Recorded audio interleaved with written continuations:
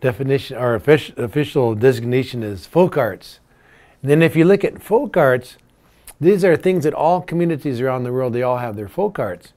It's very broad. It's like any kind of a tradition that's passed down from generation to generation within the community. And that's kind of a broad definition of folk arts. But the beautiful thing about folk arts is that these folk arts represent, like, I guess you would say, like universal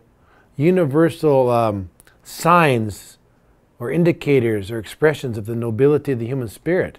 See, because over time, you see, these folk arts are just passed down like that, so that the next generation will take it and will pull out all those things that are beautiful and make it relevant to them.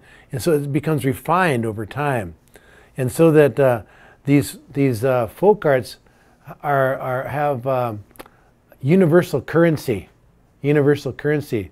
They have validity everywhere in the world, because what they do is that they really accentuate the nobility of the human spirit, this innate quality that we all have to express ourselves in harmony and balance and beauty.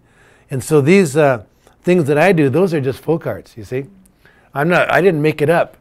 I didn't make it up, but I just try and, you know, and it doesn't belong to me either, but I'm just trying to bring it along and do the best I can with it. And so then I found, you see, in my touring, I've been to 93 countries, you see. So in everywhere, you know, these are just, they don't belong to me. I'm not, you know, I'm just kind of maybe trying, in a humble way, try and carry it along. But yet, people can see that in those folk arts, you see. They can see that how it universally uplifts us.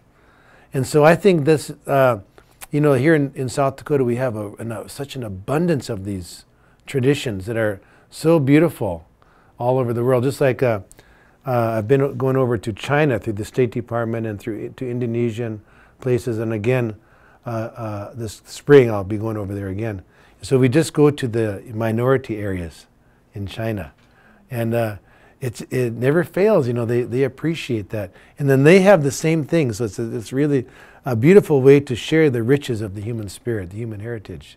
And so so then what I like to do with all that is to make everything participatory, you know, because it's no good just to do everything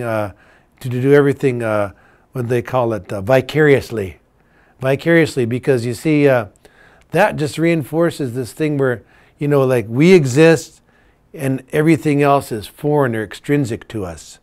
But I think once you get people to participate, just like, you know, you're singing last night, to dance or do the signs, why then the minute you do that, then you have taken ownership of that. You are a participant. So I think we need to begin to cultivate ways where, especially the young people, we can see ourselves as legitimate heirs to the riches of the human family, see, like that. So Lakota people can contribute to this as well.